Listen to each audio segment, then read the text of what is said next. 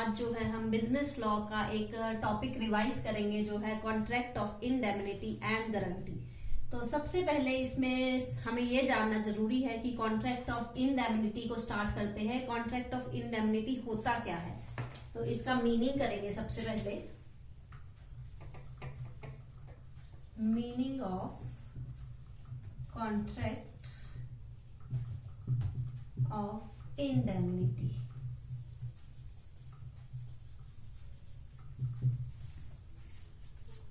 जो हमारा एक्ट है हमारा, उसमें क्या कॉन्ट्रैक्ट ऑफ इंडेमनिटी की क्या डेफिनेशन दी गई है। A contract by which one party promises to save the other from loss caused to him by the conduct of the promisor himself और by the conduct of any person is called contract of indemnity. मतलब कि अगर जो है किसी person को किसी तरह का लॉस हो जाता है और उस लॉस को रिकवर करने के लिए दूसरी पार्टी प्रॉमिस करती है, इसमें एग्जांपल आपका इंश्योरेंस का आ सकता है। सबसे मेन एग्जांपल जो है कॉन्ट्रैक्ट ऑफ इंडेमनिटी में आपका इंश्योरेंस आता है कि आपकी लाइफ को या आपकी प्रॉपर्टी को किसी तरह का डैमेज होता है, लॉस होता है, तो उस डैमेज को रिकवर करने के लिए जो है इंश्योरेंस कंपनी आपको प्रॉमिस करती है।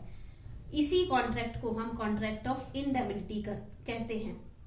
जो पार्टी प्रॉमिस करती है, दो पार्टीज आ गई इसमें, जो पार्टी प्रॉमिस करती है उसको हम इंडेमनीफायर बोलते हैं, और जो पार्टी जो है प्रॉमिस जिसको मिलता है कि उसको लॉस होने के केस में डैमेजेस मिल जाएंगे, उस पार्टी को हम जो है इंडेमनिटी होल्डर बोलते हैं। तो दो पार्टीज आ गई, indemnifier and indemnity holder. Insurance का एग्जांपल दे रही हूं कि अगर मेरी लाइफ को किसी तरह का लॉस हो जाता है या कोई डैमेज हो जाता है, मेरी प्रॉपर्टी को किसी तरह का लॉस या डैमेज हो जाता है, तो उस केस में इंश्योरेंस कंपनी इंडेमनीफायर होगी क्योंकि वो उस लॉस को रिकवर करेगी, और मैं इंडेमनिटी होल्डर होंगी कि मेरे को लॉस हुआ है और मेरे लॉस को पूरा करने के लिए जो है इंश्योरेंस कंपनी ने मुझे प्रॉमिस किया है। तो इसके बाद आता है आपका essentials of contract of indemnity. Essentials of contract of indemnity, इसको हम फीचर्स भी बोल सकते हैं, कैरेक्टरिस्टिक्स भी बोल सकते हैं कि इंडेमनिटी कॉन्ट्रैक्ट की जो है क्या विशेषताएं हैं। तो एक ये कॉन्ट्रैक्ट है। सबसे पहले तो कॉन्ट्रैक्ट की जितनी भी विशेषताएं होंगी, जो नॉर्मल कॉन्ट्रैक्ट की विशेषताएं होती है, वो सारी इसमें भी होनी चाहिए। जैसे दो पार्टीज होनी चाहिए, उसमें प्रपोजल और एक्सेप्टेंस होना चाहिए, कंसिडरेशन होना चाहिए, लीगल ऑब्जेक्टिव होना चाहिए। तो सिंपल कॉन्ट्रैक्ट की जितनी भी एसेंशियल्स हैं वो सारी की सारी आपने कॉन्ट्रैक्ट ऑफ इंडेमनिटी में भी इंक्लूड करनी है। लेकिन इसके अलावा जो है दो और एसेंशियल्स जो है इस कॉन्ट्रैक्ट में एक्स्ट्रा होती हैं, वो क्या है आपकी एक्सप्रेस प्रॉमिस।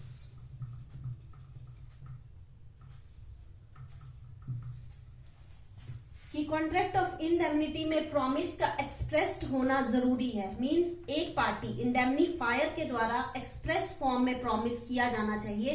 स्पष्ट तौर पे जो है एक प्रॉमिस होना चाहिए कि हम जो है आपके लॉस को, आपके डैमेज को जो है पूरा करेंगे, इंडेमनिटी होल्डर के डैमेज को जो है पूरा करेंगे।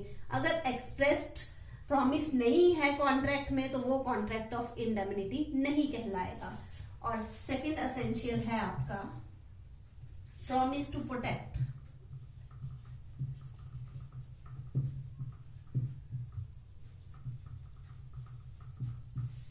कि जो प्रॉमिस किया जाता है इंडेमनीफायर के द्वारा, वो प्रॉमिस किस चीज के लिए होना चाहिए, प्रोटेक्शन के लिए होना चाहिए। और किस चीज से प्रोटेक्शन, किसी भी तरह के लॉस से प्रोटेक्शन, चाहे वो इंडेमनिटी होल्डर खुद से उसको लॉस हो जाए या किसी थर्ड पार्टी से या प्रॉमिसर से उसको लॉस, किसी भी तरीके से उसको लॉस होता है, तो उस लॉस को पूरा करने के लिए, उस लॉस से इंडेमनिटी होल्डर को प्रोटेक्ट करने का प्रॉमिस जो है इस कॉन्ट्रैक्ट में होना चाहिए। अगर प्रोटेक्शन का प्रॉमिस नहीं है तो वो कॉन्ट्रैक्ट ऑफ इंडेमनिटी नहीं कहलाएगा। तो जैसे मैंने पहले ही बोल दिया कि इंडेमनिटी की जब आप कॉन्ट्रैक्ट ऑफ इंडेमनिटी की जब आप विशेषताएं लिखेंगे तो इसमें सिंपल कॉन्ट्रैक्ट की जितनी भी विशेषताएं होंगी वो सारी इंक्लूड की जाएंगी। एग्जाम्पल मैंने पहले ही दे दिया है, लेकिन उसके अलावा आपने ये 2 फीचर्स भी जो है उसमें इंक्लूड करने हैं। इसके अलावा नेक्स्ट टॉपिक करते हैं हम राइट्स ऑफ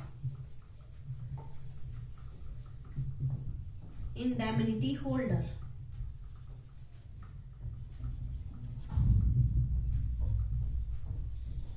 कि इंडेमनिटी होल्डर जिसको लॉस के अगेंस्ट प्रोटेक्शन मिल रही है उसके क्या क्या अधिकार हैं।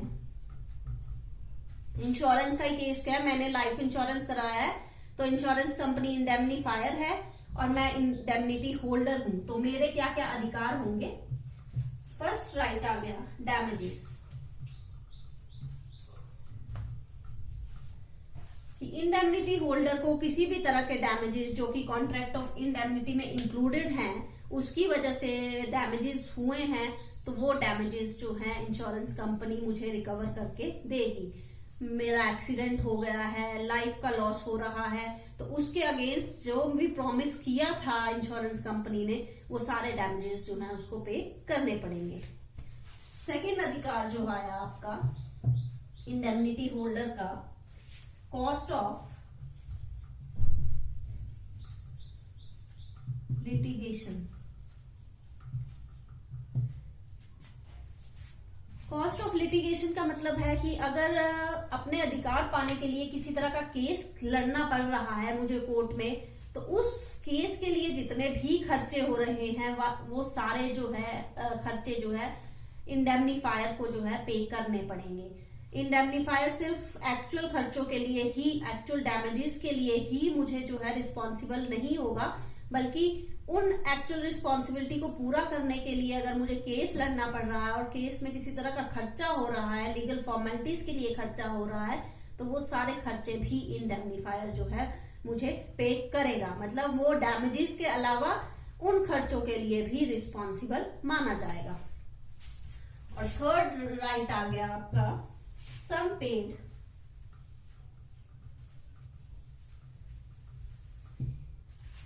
under the conditions of compromise।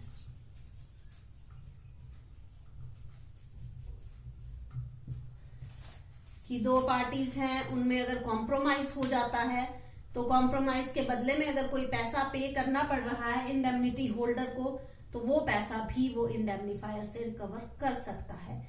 लेकिन इस चीज में अधिकार, जब भी हम इंडेमनिटी होल्डर के अधिकारों की बात करते हैं तो ये अधिकार उसको मिलते तो हैं पर कंडीशंस के साथ, कि अगर जो है वो कॉन्ट्रैक्ट ऑफ इंडेमनिटी की सारी कंडीशंस को फुलफिल कर रहा है तभी उसको इन अधिकारों को लेने का जो है ये अधिकार उसको मिलेंगे।